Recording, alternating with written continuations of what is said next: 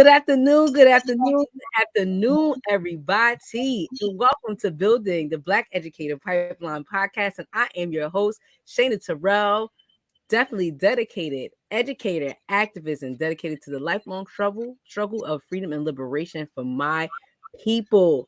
Welcome back, everybody. Many thank yous and a huge shout out to all of my co-conspirators who come and support and watch us every week. We really appreciate the support and the love. And shout out to any new supporters out there today that are watching and supporting.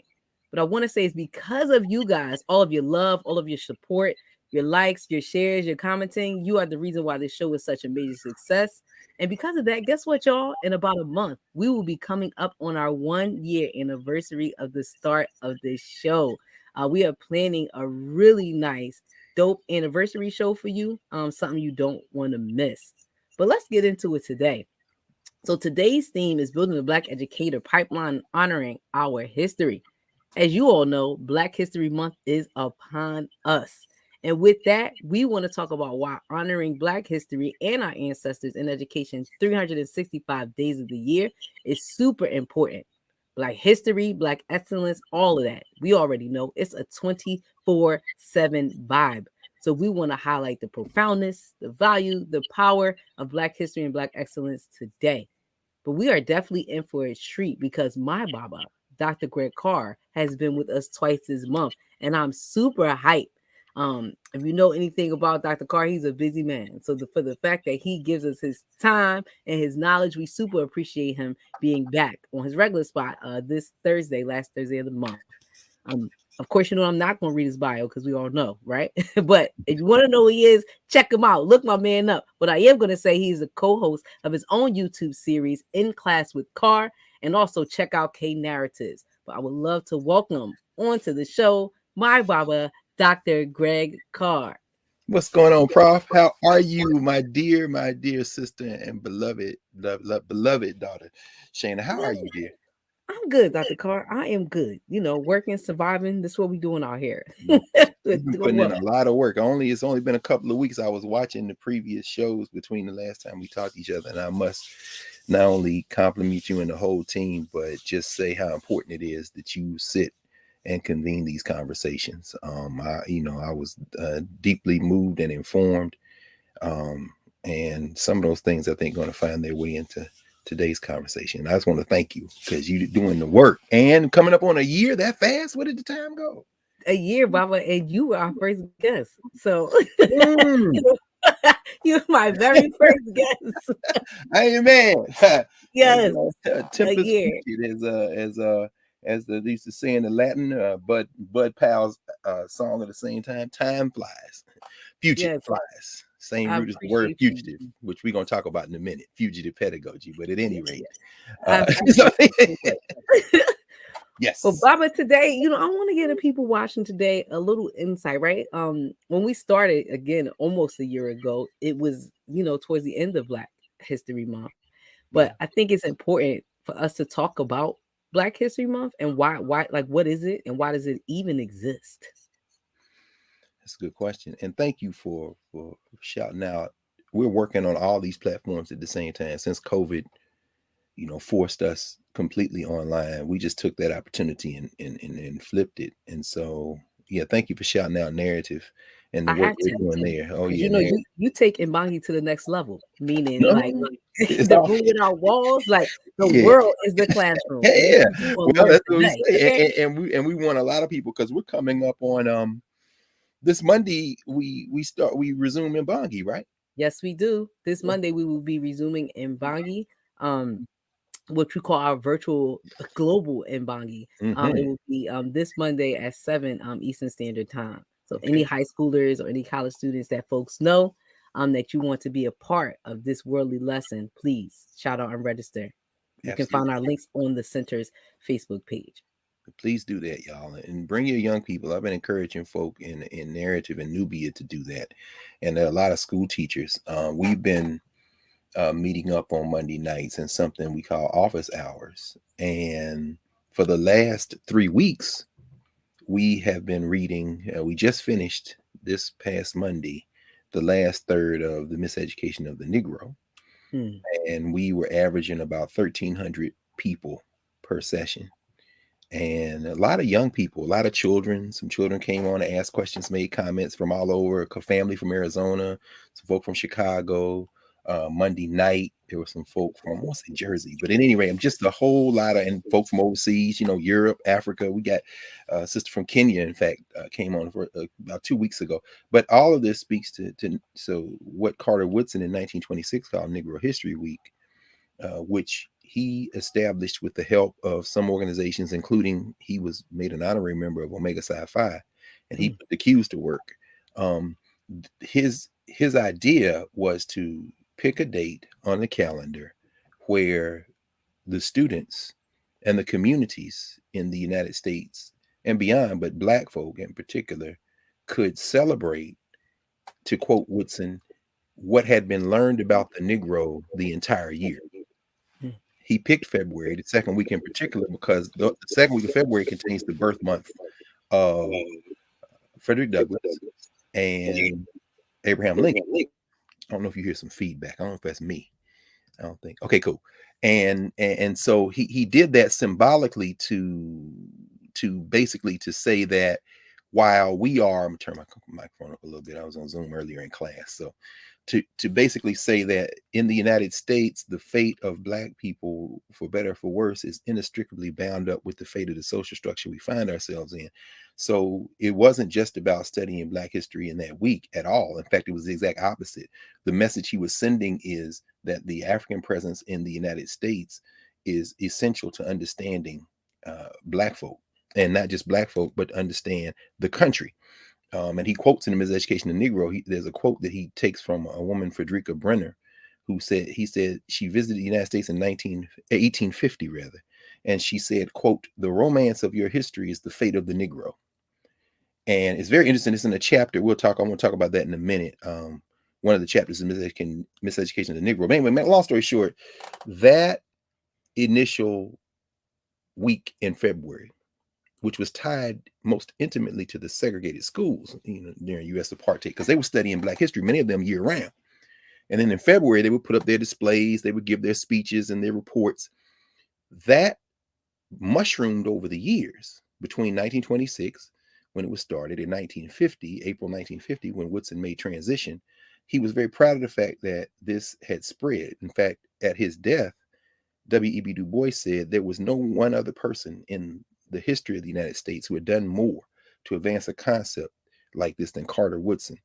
But Woodson was also very disappointed. In fact, one of the last things he wrote that he published in the Journal of Negro History was an essay that we included in the lesson on Carter Woodson we wrote for the School District of Philadelphia when we wrote the curriculum framework for the high school history course in Philly. We did a whole lesson on Carter Woodson called Intellectuals of the African Diaspora. He was the first of what was to be a series, but as we know in curriculum instruction, Philadelphia has a number of curricula written for African-American history, African-American studies, and then a new administration comes in as if the work never got done. But in this case, that all can go to hell because we continue to do that work. But at any rate, there was a document we included for high school students. And if you're a high school student in Philadelphia and you say, "I've never seen that," you need to storm the school district building and ask them where that curriculum is we wrote. And it was the last editorial he wrote. And he said, and it said, "No study and consequently no celebration." And he said, you can't celebrate what was then Negro History Week if you haven't been studying the whole year. So this isn't he said, in fact, what has happened is he called them mischievous orators. He said mischievous orators have now turned this week in February into the only time that they talk about the Black folk. And when they come out to talk about Black folk, they talk about Negro problems, the things we're suffering, and the racial problems. He said that is not what this is. And in fact, it's not even a Negro History Week. It is the Negro in History Week. He said, if you just tell the facts about what we've been through in our entire existence, which goes back to the origins of humanity, we need no special pleading. He said, but that's not what this country is interested in. They just want to talk about old poor Black people and how we got jammed up. And then he said, now you got these mischievous orators with no historical memory who come out in February and basically sing and dance about the race problem. And now, of course, for pay. The last thing I'll say is that Woodson made transition in 1950.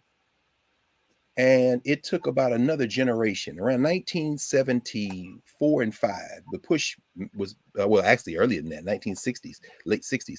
The Association for the Study of Negro Life and History changed its name to the Association for the Study of Afro-American Life and History, and Mm, began to push to formally extend that week in February to a month in February.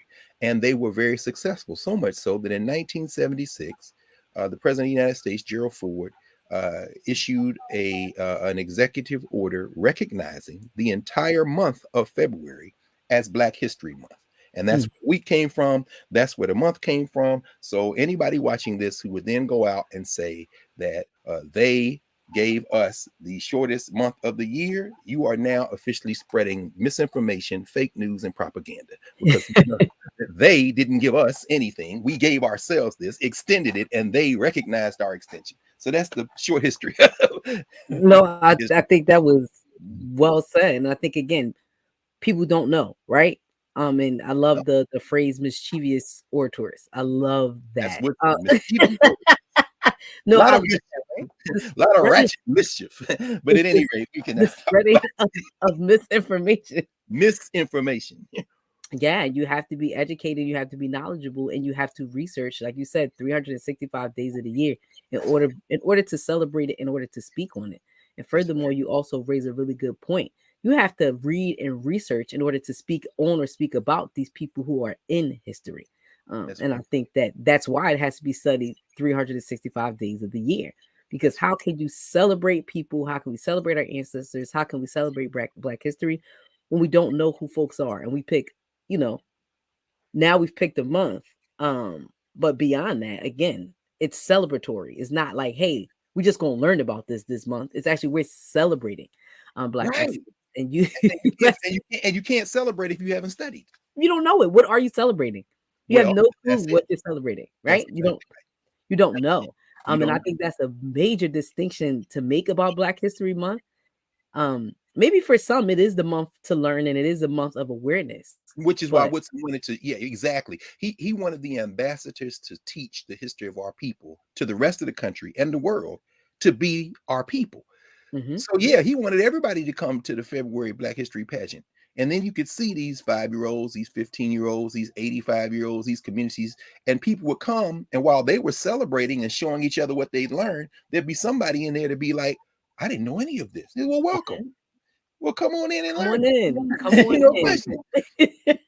It Fact. was definitely not exclusionary. The only reason that it was almost exclusively Black was Jim Crow. So after Mhm. they smashed Jim Crow, and we know the schools now are more segregated than they were before 1954 in the United They States, are. unfortunately, the question then becomes, how did something that was designed to be a short period of time, as Whitson said, to demonstrate this, educate people, celebrate what you've learned, how did that get turned before Whitson made transition for some people into the exact opposite? And the answer is very clear. We can find the answer to that in his Miseducation of the Negro, which is one reason we paused and read it over a month in Nubia in the narrative platform, but also one reason why many years ago our freedom schools in Bongi did a read of the Miseducation. We read the Miseducation of the Negro as one of our summer books many years ago. And a thing about study is you can never stop studying. Just because we did a thing one time doesn't mean we shouldn't keep doing it over and over again. People read parts of their Bibles every day, or parts of their Qurans, or they read the Torah. Well, you should do the same thing with your literature. But the answer to the question of how it got turned into the opposite, you can find it in the Miseducation of the Negro. Woodson has, there are several theses in there. One is that the education system that's set up in the United States um, is set up to do what it's doing, Mhm. which is literally to keep most people poor and working in a structure that exploits their labor, and for Black people to keep us not only in that situation of being labor and fodder for the machine, but also to keep us completely and wholly ignorant of what our collective desires should be, what our That's right. collective memory is, and what our collective purposes should be. He said, so the system's working just fine. He said, but Woodson spends that book critiquing Black people for who should know better, for allowing themselves to be used. And he's talking particularly to the Black bourgeoisie. That's He right. said, y'all are being used, and so therefore we should just turn away from you. Go on and do what you do. And this is 1933. The Depression is going on. So this is before Brown. This is before a lot of things. This is before World War II. And he's saying we are in the middle. We're catching hell. And you are miseducating our children because you have been miseducated. You went to these schools. You went to all this. And so I say that the answer to how this thing got turned around in terms of Black History Month can be found in the miseducation of the Negro. Woodson says in a chapter 13, entitled Understand the Negro. He says the key for our education must be destroying this concept that we are not valuable and we are not worthy, but then applying that idea to study to recover what I call the momentum of memory, but what Woodson refers to as grounding ourselves in the study of ourselves. Mm-hmm. Now that sounds like, oh yeah, we believe that. No.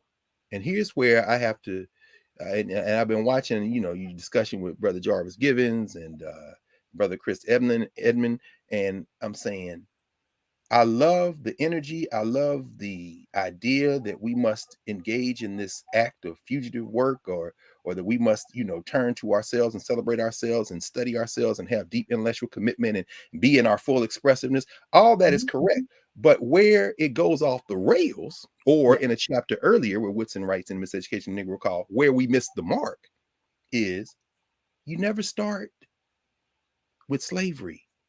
Because the minute you do that, you don't have any hope of becoming anything other than a well-dressed, expressive, joyful tool of the same oppressor that has you, that you still go to the institutions and they say, oh, we can deal with the singing and dancing. We can deal with all the displays and all this is great. Just bring me my money. Run me my money.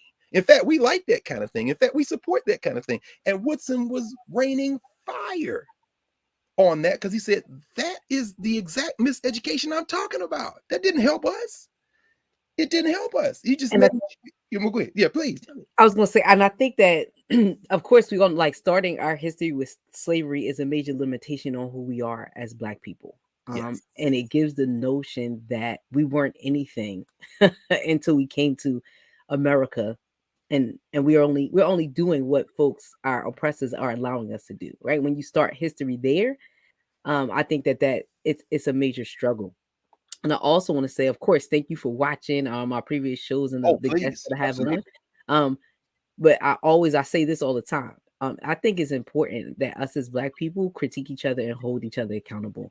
No matter what, Yes. like it's super important. Like we shout out folks and we celebrate folks because they are doing great things, and regardless of folks' perspectives, they are doing the work. Or they have, we all like feel like we have folks' best interests in mind, right? From our different narratives or our different perspectives, but it's super important that we stay critical of each other. So saying that to say that I appreciate um what you're going to go into and your feelings and your thoughts around watching those episodes and how it connects and making sure that we are uplifting the true essence of what Black history is. And that's tough. That's I tough. think that's important. I appreciate that, Shana, because it's difficult because we all have to engage in what used to be called in the 60s and 70s at the height of the Black nationalist and Pan-African movement, principle critique. And none of us, in fact, I'll share two quick examples from my own learning. Two of the greatest influences on my life have developed as a teacher, Theophilo Benga and Jacob Carruthers. I was rereading the last chapters of Jarvis Given's Fugitive Pedagogy, which I encourage people to read. I think is very important. He's talking about Black teaching and the roots of Black studies. And he talks about the roots of the word fugitive and the roots of the word pedagogy, because he has this theory of fugitive pedagogy, which never sat right with me. And I read his definitions of fugitive and pedagogy, and he traced it to the Greek and the Latin, and I looked at the footnotes and realized that he had gone through the dictionaries. I remember Dr. Obenga made us take a semester of Attic Greek, because language isn't just about word definitions and roots. It's about understanding the culture from the inside. And so Dr. Obenga used to always say to us, we're not going to make any progress as people of African descent until we're able to, in the words of Jacob Carruthers, speak with our ancestors without interpreters. Mm-hmm. And so the concept of pedagogy, the concept of teaching and learning, Brother Givens connects it to a Greek origin of enslaved tutors who taught the children of the elite. And that is correct as far as it goes. In fact, the most famous of those, which he doesn't mention, but it made me think immediately of a North African who was used in Greece to do that, whose name we all know, Aesop. Aesop was an enslaved person, and that's why when you see Aesop's fables, they don't have many human beings in them. They're animal stories because that comes out of Africa. Africans don't use human beings to tell stories. You know what I'm saying? So this kind of warped stuff that comes out of Europe, which leads to Hansel and Gretel and Cinderella and all the kind of patriarchy. And that's Europe. You got that. You keep that. The Africans tell spider stories and monkey stories, and they're moral stories. That's why Aesop's fables have endured. But Aesop, in fact, was enslaved. Aesop, in fact, is a gloss of Ethiop, which is Ethiopian. So in other words, so Gibbons didn't mention that, but I know in that general field of pedagogy, that's what he's referring to. So I said, well, here's the flaw that Woodson is talking about. You started your concept of education in Greece. You didn't start in Egypt. So in other words, you can't even get where you want to go from where you started because you began with slavery. In fact, you backmapped slavery to the Greeks.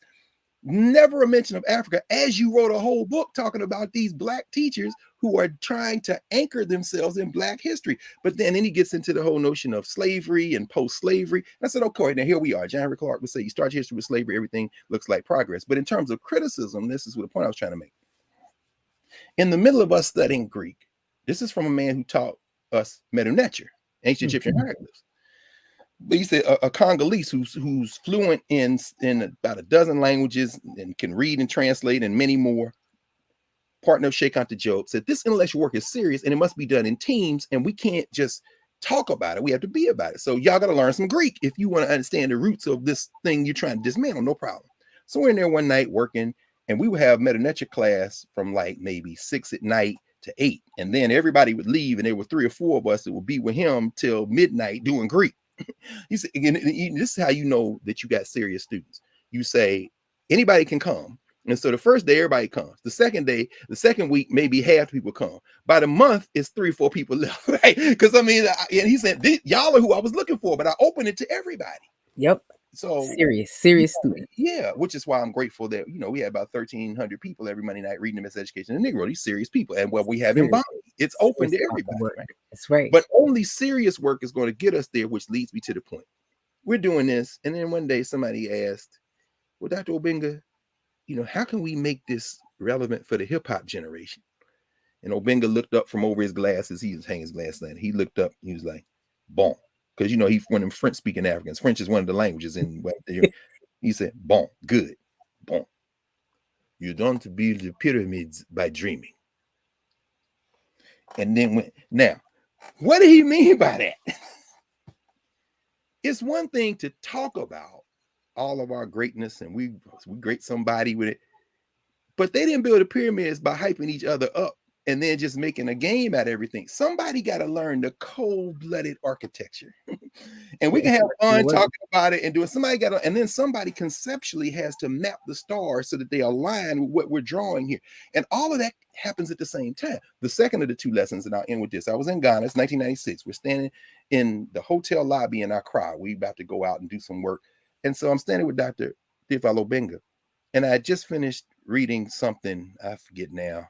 And I was talking to him about Michel Foucault, because one of the things that happens, and Woodson talks about this, Woodson got a PhD from Harvard. Mm-hmm. And the joke is that Woodson, like Sterling Brown and others, would say, I spent the rest of my life trying to unlearn what they did to me in that institution.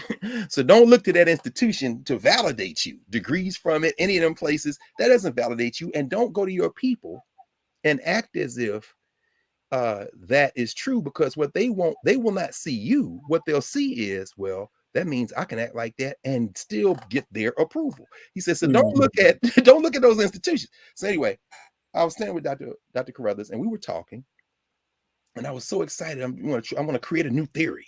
I said, we want to do this close read of ancient Egyptian texts, and we take these texts. He said, yeah. And I said, they call it hermeneutics in the post-structuralists. I've been reading Houston Baker and Henry Louis Gates and them. So we could call it hermeneutics. Hermes is the Greek Greek god god. on the Kemetic Jehudi. The Greeks got Hermes from Jehudi, and then the Romans take Mercury, this kind of thing, right? Same thing. So I said, instead of calling it hermeneutics, Doc, we could call it Jehudi-neutics. Yeah, I like that. He looked at me and said, that's okay. Or we could call it meta nature. And at that moment, I got it. Why are we inventing words and mashing words together from the intellectual genealogy of a system that will then say that's just a gloss on what we're doing, thereby replicating the miseducation, when we have thousands of languages that are older than all of those things, which have concepts which literally achieve the objective? If we say the objective is to recognize our humanity, why would you then not recognize your full humanity across time and space? And in that moment, I never used that word again. Why? Why would I make up a word when there's a word? There's a word in Medu Neter, Nehesi, which is often translated as wretched, but what it really communicates is a sense of you are not behaving in a way that is consistent with our culture.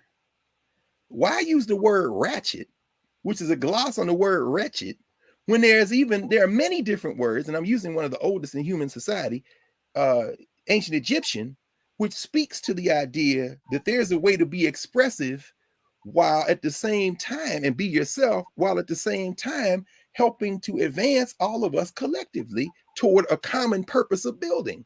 And so their concept of wretched or Nehesi is very different. In fact, the Egyptians often referred to the Nubians as Nehesi. And the European Egyptologists would say, see, that means they're two different people.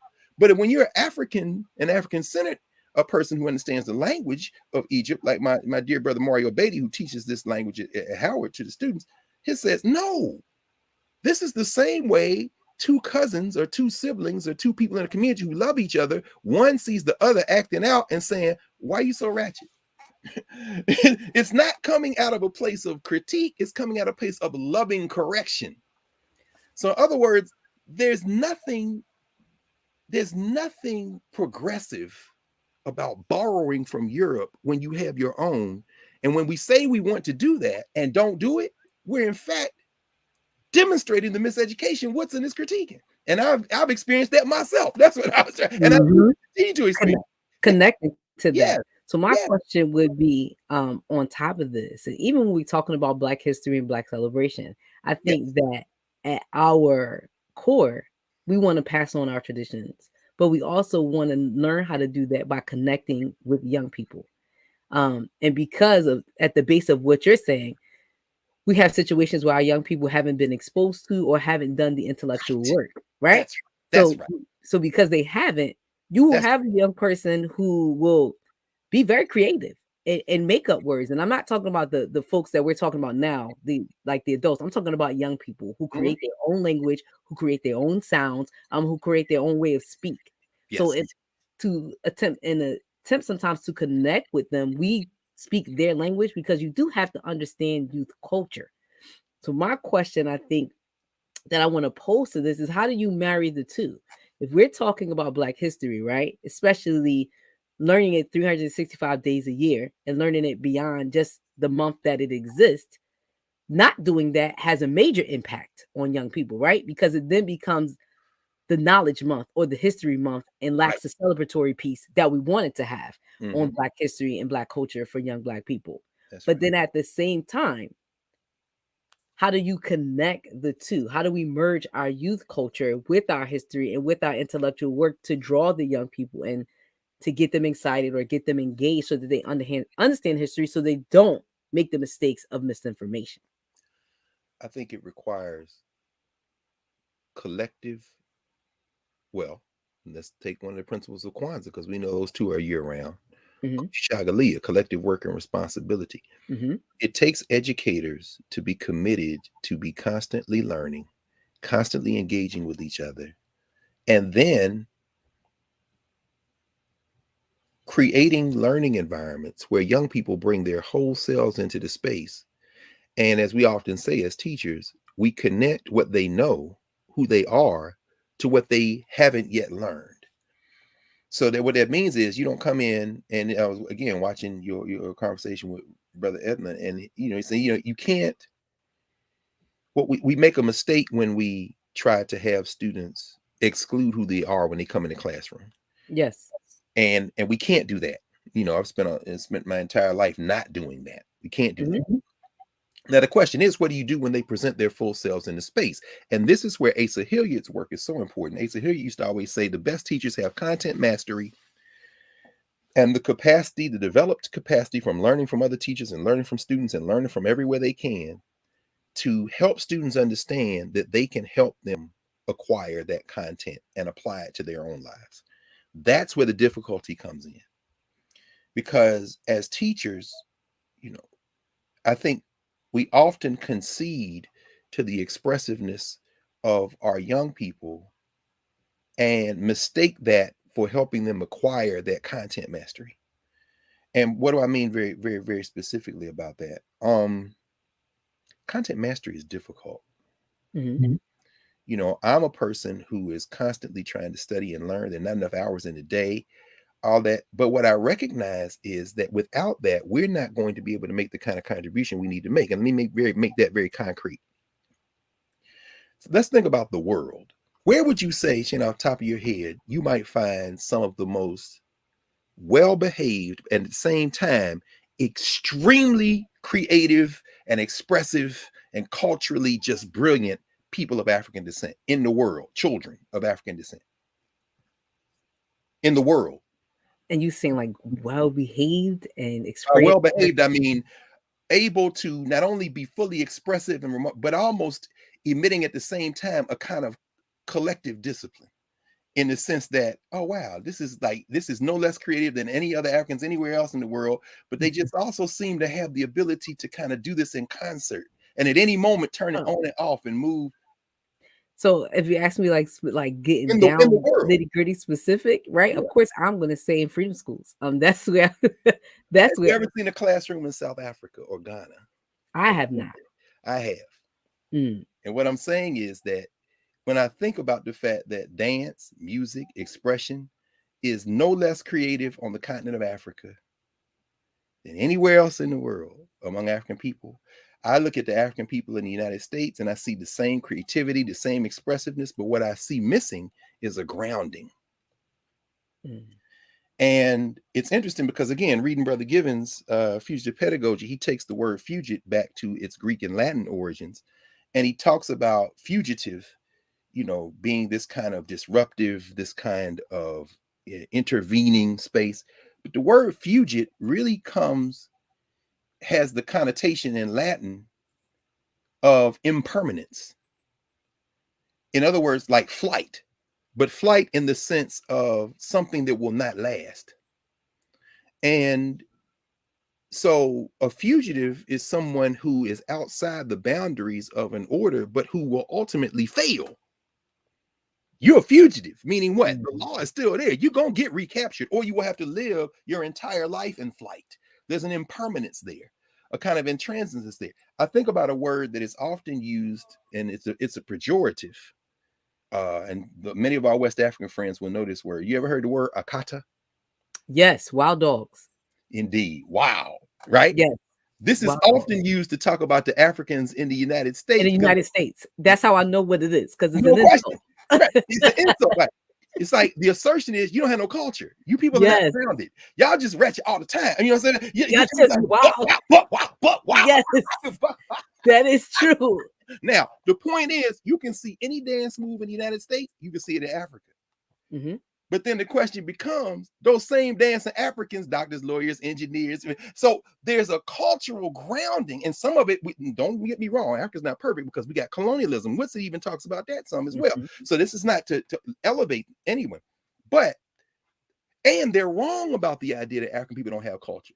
But the challenge Woodson raises in miseducation of the Negro, and the challenge we have as teachers in the classroom and anywhere else, is to tap into that cultural genius, and at the same time link it to the kind of collective learning space that has people understand that you can be as loud and as expressive. We want all of that, but we want all of that as well emptied into this long genealogy. That's why I don't like when people use the word genealogy, and they're really not talking about the long view genealogy of African people, because they stop at the boats and they don't even fill up the space between the boats and now. Because ultimately, it leads me at moments to say Africans in the world are going to be fine. I'm not sure about what contribution the American Negro is going to make going forward, because the That's a heavy miseducation, statement. you know what I'm saying? That's And a heavy you know what I'm statement. saying? And I'm not even talking about all the Africans in the hemisphere, because I've been to Brazil. We took the curriculum of Salvador Bahia, and I saw that same type of grounding in the Afro-Brazilians. Or if you go to the Caribbean, you see African people who were trained in Trinidad or Jamaica or Barbados, and they come to the United States, expressiveness, culture, and at the same time, why can't y'all sit still and get this other lesson? Or as you're doing this, why can't you? Because the African in the United States has been so traumatized by enslavement that even when we think we are engaged in cultural recovery, we're reinscribing this miseducation and using our culture to do it. It's a delicate conversation I think we have. It is, but it also brings me to like another question that I had in this topic and conversation when we're talking about Black excellence. So Yes. one of the things I learned from you in terms of Black excellence is like you have to study your history beyond the books, right? You have to study your history beyond the slave narrative. You have to study the diaspora. Like you have to know all of these things. You have to learn about Kemet. You have to talk about Egypt. You don't understand Black excellence if you don't understand all of that. That is one of the things that I learned heavily from you, because I remember being, you know, a young girl from the Bronx, and deep into my Blackness, right? All of us. Like hype about my Blackness, but what I was missing was definitely the linkage to my true history, right? To Africa. I remember saying as a teenager, like, I'm not African, I'm American, right? Me too. Because We grew up hating Africa, of course. and I didn't necessarily hate Africa, but I didn't identify with Africa. Well, you were better off than me then, because we hated it growing up in the 70s, because we were miseducated too. So at least you were indifferent. Yeah, I didn't hate Africa, but I just didn't feel a connection to Africa because, again, we already know the history was stripped, but also didn't have the resources to understand. Though my history, my personal connection was stripped, my history isn't cut off. I can still understand what my folks and what my ancestors did and who I am, right? Who I was born to be as a person in excellence of Blackness, right? So that was very important for me to learn, but I learned that in my connection with you. So shout out to you, Dr. Carr. Well, and the people who taught me, because again, from where you're from, and this is why last summer when we were reading parts of We Are an African People, John Rickford's book, Russell Rickford's book, which has some excellent historical information, but which the frame is terrible. No, seriously, because I mean, the history of the East in Brooklyn, Baba Jitu Weusi, Les Campbell and them, the history of the African-centered schools in the Northeast, Jersey, in New York, in Philly, you know, as we know, Baba Emeki knows them well, having gone to them. That was their purpose. So when you see me, when we see each other, when our Freedom School students see us, we're looking at an unbroken genealogy. In other words, this is what they were doing at the Freedom Day School, John Churchville and them. This is what Mama Maisha Ngozi has been doing for years. I mean, in other words, I am not an outlier. You're not an outlier. We're reviving a tradition. And the challenge comes in, which is, again, I say the framework of this book is suspect, because all of that work gets presented to the social structure that has set this system up as if it's a revelation. And what happens is that social structure then absorbs that energy, and then erases it by trying not to bring it to scale. And then we got to start all over again. And so I'm saying it because Woodson, let me give you a very quick example. This is in Woodson's Understand the Negro chapter 13 of the Miseducation of the Negro. He says, Negro colleges, for example, he's talking about HBCUs, offer courses bearing on the European colonists prior to their coming to America, their settlement on these shores, and their development here towards independence. Pause. Every high school class our students take, if you took European history and took American history and took world history, the question I would ask is, could you tell the difference? And the question would become, if you took European history and world history, with No. except for a couple of references to the Chinese and maybe a little bit toward Africa and indigenous. The rest of the book is a European history Well, book. most of the time you just hearing about white people colonizing all over the world, child. Like Exactly. that's that's the history. Like that's what you learn it. Exactly. That's what Woodson. So Woodson goes on after saying that's what they do. He says, why are they not equally generous? These are the black colleges, and I would say the black curriculum, what we should be learning. Why? And he gives his philosophy of curriculum in one paragraph, which is why every book I read, Gibbon's book, I'm like, how do y'all miss this? And then I realize it's not unintentional. You miss it because you have to miss it, because the difficulty for educators to do that kind of work of recovery, for some people, once they find out, is I can't do that. No, you shouldn't be trying to do it as an individual. We should be doing it together. But then the next thing becomes, yeah, but if I do that, maybe my book doesn't get published by Harvard.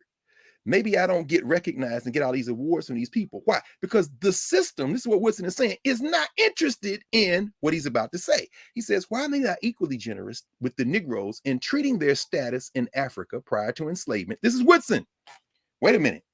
What do you say? Where should we start, Carter Woodson? He says, in Africa prior to their enslavement. Now, that just immediately cut out 99% of the people running around here talking about they want to do black pedagogy. But why I got to deal with Africa? This is Carter Woodson. That's facts. And here's the other piece of this, right? That's missing, right? Some of it might be wrapped up in what I may not be able to do or get as a result of taking that stance. But the other part of this, which I see because I saw it in me prior to my enlightenment, is it's not that I don't care about accolades and make like I'm not bought into American capitalism. Yes. I mean, I live in existence, but bought into it, right? Like it's my motivation. No. So for me, it's more of the lack of knowledge of all of those things. Yes. But prior to that, I still was doing great work. I still was connecting with kids. I was still doing all of that.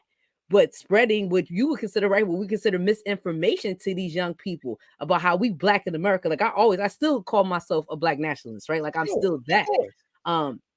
But me being a black nationalist back then was absent of me understanding that I'm also African.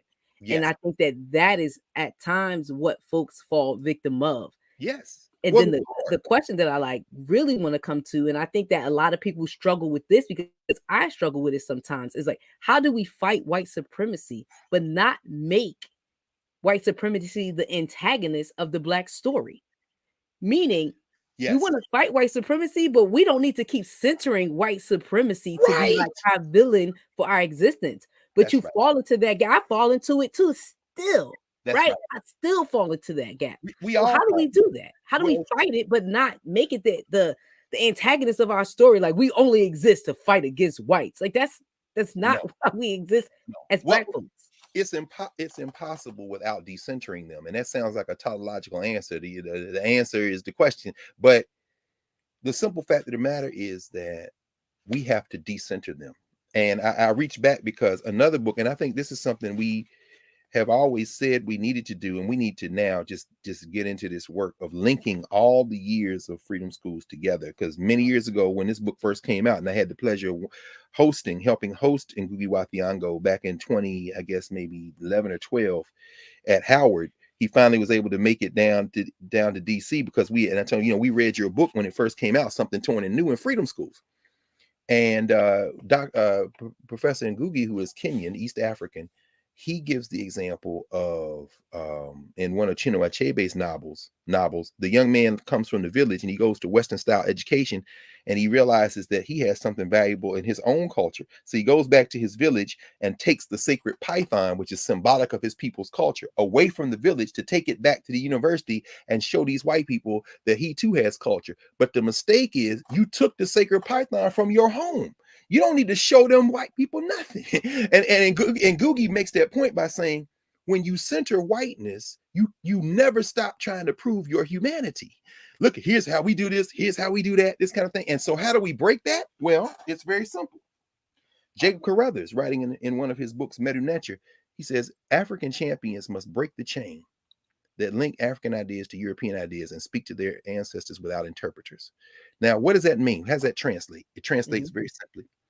When Carter Woodson in The Miseducation of Negroes says we have to start with Negroes prior to enslavement, what he's really saying, and he didn't have the capacity to do anything other than what he was able to do by the time he made transition. He published a very important book in the late 1930s called The African Background Outlined, where he literally puts together a curriculum framework with teachers and other educators and shows us how to do that. The Negro in our history. In other words, we have text to do. That's why anything that's written now and the person says this is a new, I immediately put my ears on and start reading it, and then start footnoting all the stuff in there that's not new at all. But I realized that's not even about saying it's new. This is about you marketing yourself, trying to say, you know what I'm saying? But we lose the momentum of memory. So how do we do it? How do we not center whiteness? Well, we look at freedom schools. We don't use European terms. So we have a pathway to Ma'at, a pathway to Jehudi, a pathway to Sachet. That might feel odd at first, but when we link what students know to these new terms, they have now acquired language that doesn't center Europe.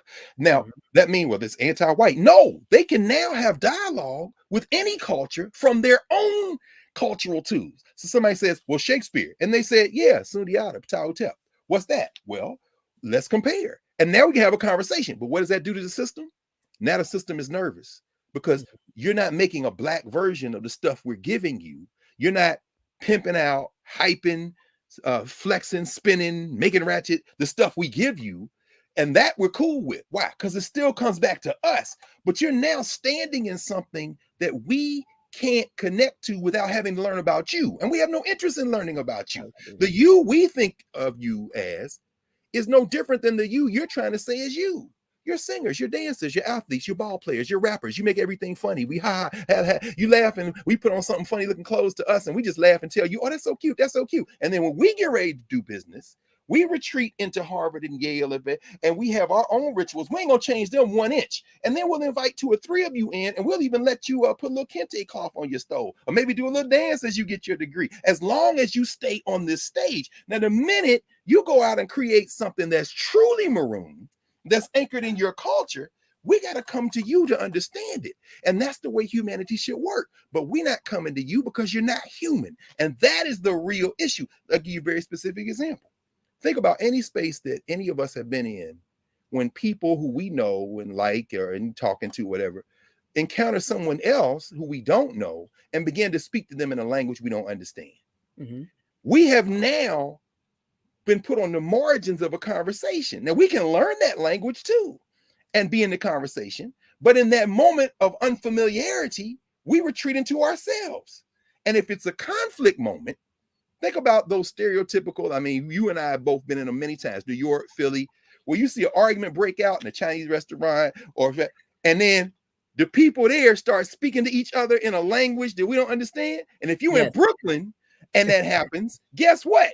Then the 2 Nigerians go into the language they don't understand, that these other people don't understand, and now it's on even. And now we got to treat each other. Now we got to treat each other with respect. Why? Because you can go into a language you don't understand, and I can go into a language I understand, and now we're gonna be human together. Well, guess who in those situations is just got to take the L? The American Negro. Why? Because the hard part is acquiring something that allows you to stand in a humanity that people can't assault. And as long as whiteness is at the center, we are going to be the perpetual victims of being drawn into a thing that we're on the periphery of. Now, I'll end with this because I know we were running against clock. When Woodson in that chapter says that you've got to, he says, why they're not equally generous to the Negroes and treating their status in Africa prior to enslavement. Then he says their first transportation to the West Indies, meaning what? Most of the Africans who ended up in the United States did not come directly from Africa. We were put back on boats after going in the Caribbean. So if we're going to do this, we have to connect differently to the Africans of the Caribbean. And guess what? The next thing he says is you got to study the Latinization of certain Negroes and contradistinction to their development of others under the influence of the Teuton. Now that's unfamiliar language. Let's translate it quickly. When we got dropped off in the Caribbean, some of those islands were under control of the Spanish, some of the control of the French, some of the English. When we say blacks and Latinos, that's miseducation. Why? Because if we're going to learn, look, right there in Philly, you got all these black people who speak Spanish who would say, I ain't black, I'm Dominican. I ain't black, I'm Puerto Rican. I mean, no. But you know what I say to them? You know what I say to them? You're right. You might not be black, but you know what you are? You are African. without a doubt. Exactly. Because of race, again, it is a social construct. We are in America. You can tell me you're not black all day long, but you know what you are, and you can never deny you are African. We That's are right. African. That's right. In fact, let me end this. Let me end that paragraph with this, with emphasizing what you just said and holding that up. You just gave the answer to the question you raised. By the minute you do that, you have decentered whiteness, and and the pushback against that is the pushback that comes from, no, I don't have an identity outside of the one white people gave me. And we can get past that. That's what the teachers have to do. Finally, Woodson says this. After all that, he says, let me just read the whole thing. Why are they not equally generous with the Negroes? And number one, treating their status in Africa prior to enslavement. Number two, their first transportation to the Caribbean becomes Caribbean. Number three, the Latinization of certain Negroes in contradistinction to the development of others under the influence of the Teuton. In other words, study how the English, French, Dutch, Spanish, Portuguese divided y'all. And then finally, and here's the one we like to focus on when we say we're really dealing with our young people, but we left out the other three. The last one, Woodson says, in 1933, and the effort of the race towards self-expression. What educators do is focus only on that last one. We're gonna get with our students, we're gonna make a game, we're gonna tell them you could do all this event. Yeah, that's number 4. Did you do number 3? Huh? Did you do number 1, 2? Huh? Did you do number 1, which is really the one? Man, I don't know. Look, I'm just trying to get these young people to understand that learning is fun. You don't have to be this, that. Well, then you not really, your heart's in the right place. You got a lot of brain. But I think you should really go back, instead of just rocking cards you wish in t-shirts and talking about, you should go back and read what Carter would, who taught in the Philippines for several years, who traveled around the world, who could tell you how miseducation works. You need to read the miseducation of the Negro, because the blueprint is there. And it isn't just him. He's learned that as a teacher, and he's worked with teachers his whole life. And I think that's the kind of thing we have to do. I love that, Doc. I Yeah. love that. But that's the thing that, again, I appreciate you wrapping that all together and wrapping it up for us, because that's, I know many people, I do struggle, like, how do we fight against this without censoring it? Oh, I do too. Even, I do too. even I think about Black History Month, right? Like, the conversation and the narrative about Black History Month is almost like, yeah, because even when we talk about celebrating Black excellence, like, yeah, because we learned about white history, 365 days a year. We do, right? Like, I'm not discrediting that argument, but at the same time, again, that's the conversation that centers whiteness. Like, Black History Month exists because, you know what I mean? Or we only celebrate Black excellence because, you know what I mean? White people don't give us nothing, so we're gonna celebrate ourselves. We need to celebrate ourselves no matter who's clapping for us, no matter who's rooting for us. We need to center and lift ourselves up. Not in spite of that, right? Like, this is wild. So I wanted to be able to definitely bring that here for folks to understand, and connecting with young people. We can't have these conversations centering whiteness. They need to understand who they It's are. hard. And It is. I struggle too. And the blackness we center, and I agree, I feel all the time. We've been failing for a number of years, but the alternative is to give up, and we ain't gonna do that. And the blackness we center cannot be a blackness of the slave. It's not a slave blackness. And I'm not saying the blackness that enslaved people created, because the cultures we created, we inherited and remixed. Yes. I'm not talking about that. I'm talking about the culture of blackness as spectacle. That is not decentering whiteness. In fact, it's reinforcing whiteness. In fact, somebody asked, I see a couple of questions right quick. Ilkaz mentioned the Nation of Islam and the 5%. Yeah, that's one technique. And I think the Nation of Islam was onto something with the Muhammad Universities of Islam, with the attempt, but at the same time, didn't go far enough, I don't think.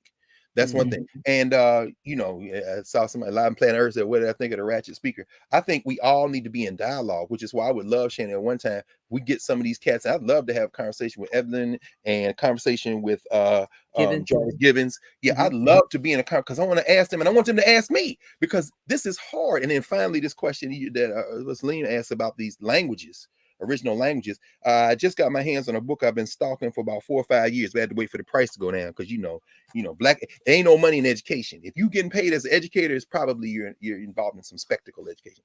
But at any rate, I finally found this Oxford Handbook of African American Language. I had to complete my African languages and African American languages stuff.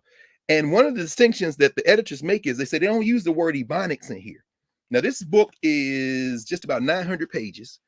It has a number of it has about close to, let me see, it's got almost 50 chapters. It's dealing with all these different dimensions of Black language, what they call AAL, African American language, not even African American English is a distinction. They said one of the words we don't use is Ebonics. Why? Because they say Ebonics was a term coined in the early 1970s to talk about Black language in a Pan-African sense, and said that all the languages we speak in the Western Hemisphere are connected to languages we spoke in Africa. The grammar rules, the phonetic rules, the idiomatic usage rules that were applied then to English, French, Dutch, Spanish, Portuguese, and therefore the Ebonics folk would say, ebony phonics is the combination of those two, very scientifically now. And they say we respect it, but the reason we don't use it is because we are focusing on the origins of African American language in the United States. The Ebonics folk are looking at the relationship between Black speech in the world. And I'm saying politically, that is the only way to go. Because if you reduce your vision to just the United States of America, that's how you end up with stuff like the 1619 Project. That's how you end up with stuff like African American, and that cuts you off from the rest of the African world. And we understand that and this is what Woodson was saying also. When you do that, you have now made yourself subject to the fortunes only of this country. You don't even have allies anywhere. You don't have connections anywhere. And guess what? Newsflash, United States is on the back end of its existence. This is why I appreciate you as a mentor and a teacher, because the one thing you do and you always do is hold us accountable to the fullness and the wholeness of our history and who we are. Both of us, all of us, what we have to do. I appreciate that. And I'm saying that because, again, we have many people in seats who mean well.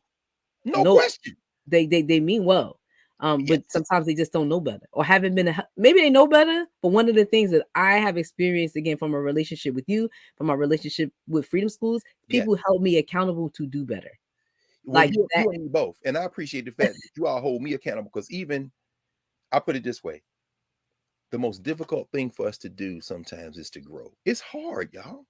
I'm going to tell you, as a 56-year-old man who has been a teacher almost all my adult life, every day I realized that I need to know more about this to be in a conversation. I was in a conversation about Introduction to African American Studies class Tuesday morning.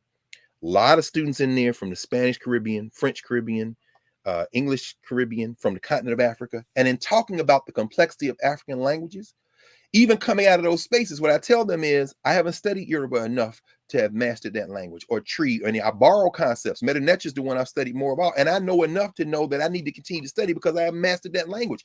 But we can't do it as individuals. You have to be teams. But then when somebody comes in and says, yeah, this is the way to go, I'm always suspicious. You really mastered that? Oh, yeah, I mastered that. Okay, so I'm reading what you're writing. I don't see any sense that you've engaged in it. The more teachers know, the more you know how little you know. So that when I come into Mbangi and when we're all together, I'm constantly thinking, I got to know more about this. I got to know more about this. It's not, you know what I'm saying? So even if nobody said out their mouth, real teachers are constantly criticizing themselves. Which is excellent. You know, I always ask you, like, how you do all this reading? Like, my life ain't set if I had to sleep, I'd do more. Yes. Yes. I always look like, how you do all this reading? Doc, I'm gonna say this. We always like run out of time, and I be having like 1,000 questions. I be wanting to ask you, like, you don't know, right? Because we come here, especially every Thursday, and give knowledge. Yeah, you do. Yeah, you do. To the people. And you're a major part of that, and a major part of that happening. Doc, I do want to say this, and I know it's a private matter, but somebody in the chat alluded to it. I want to put you on blast, but they give condolences to your family. Oh, of course. It's not private. See, that's the thing. That's very European. Yes, that is European. It's not private at all. My mom made transition a week ago yesterday. She was 93. She is 93. We're having a ritual for her in Houston. My sister and them, because that's where she made transition. But then we're having the big ritual in Nashville the 3rd and 4th of February. You know, my mother is now on her journey to being a venerated ancestor. She made a beautiful transition. What you may call in the Brazilian, they have something called boa morte, the good death. My mother died a good death. So in terms of condolences, that's a celebration. And here I'll end with this. The burial ritual is really about affirming and confirming your linkage and responsibilities now, that because this is just a brief period we spend in eternity between where we came from, where we going back to. My mother's gone on the way back to where we came from. Yes. Then in many cultures, the Akan, the Europe, you have an ascension. Sometimes it's 30 days, sometimes it's 40 days, 60 days. So we'll have the ascension ceremony, and then you transition to that ritual day that you celebrate going forward, and that's the birthday. Martin Luther King's sister did the same thing. King was assassinated April 4th. Christine was like, okay, now we move the following January to the birthday. That's why we don't sing happy birthday on April the 4th. That's when you thought you took him out. But the day is his birthday. You understand? So my mother made physical transition. We all got to go that way. I hope I die a good death the way my mother died. And now, and I have heard her literally, she woke me up yesterday. I was late for a meeting. I heard, woo. I was like, oh. My mama been doing that since I was 3 years old, trying to get me out of the bed. So I appreciate the condolences. Please understand that now my mama sees everything. I can't lie to her. I can't hide nothing. I can't bet. He is the ancestors see it all. From beyond. And I thought about this too. I thought about it too when we heard that your mom passed. I was like, oh my God, now we get to say her name during libations. No right? question. Like what an honor, what a pleasure, right? Like that's the I was like, oh my God, we get to lift her up in libations. Like she's watching over us. Catherine Carr, she joins the rest of them. No question. She and my father back together. But although we putting her body in the ground with my father, but my mom always talk about her mother and father. So my cousins from Alabama are coming with the dirt that we got to put in there with her, because she won't rest unless her mom and them are in there with her. Yes, you already know. Definitely. Yes. But please and blessings to her and may she watch over her over all of us. But shout out to her for giving birth to such an amazing person. So shout out. And she loved y'all. Time she came to Philly, she got a chance to see Freedom School. So my mama know, So she's with us. She's an ancestor in this genealogy. Definitely, but I wanted to lift that up before we left. I didn't want to have that moment without giving Mama Carr her respect, without a doubt. Listen, and I need people to understand, right? Like the way you are and who you are as a person. Meaning, your mom passed, she died a good death, but you still are going to take the time out to be a blessing to us and give us all knowledge. And I mean that's just major. That's how she taught. That's how she taught me. In fact, I know we went over. I want to tell you this right quick. My name Gregory isn't an African name. It don't come from African language. But my mother, before she made transition, told us how I got that name. My father was drafted in the Army in World War II, and he said one of his Army buddies is a black dude who had a son, and they met the little boy. And my daddy said that little boy was the smartest little boy I ever seen. He said, I want a little boy like that. The little boy's name was Gregory. So that's look at here. I'm gonna have to name my son Gregory. But just think about that. Here's a name that's a European name, but the reason I got the name is very African.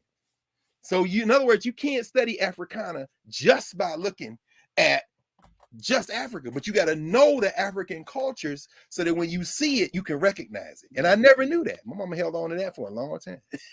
She gave it to you. Well, shout out. Appreciate it.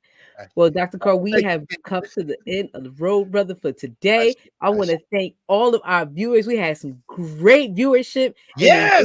Today, our friends in there. I seen Australia. Today. Yes. So thank y'all. Yes, we thank y'all. We love y'all for supporting Building the Black Educator Pipeline. And we will see you next week here. Same place, same time. Peace, y'all. All right, Mama Harriet, tell me peace.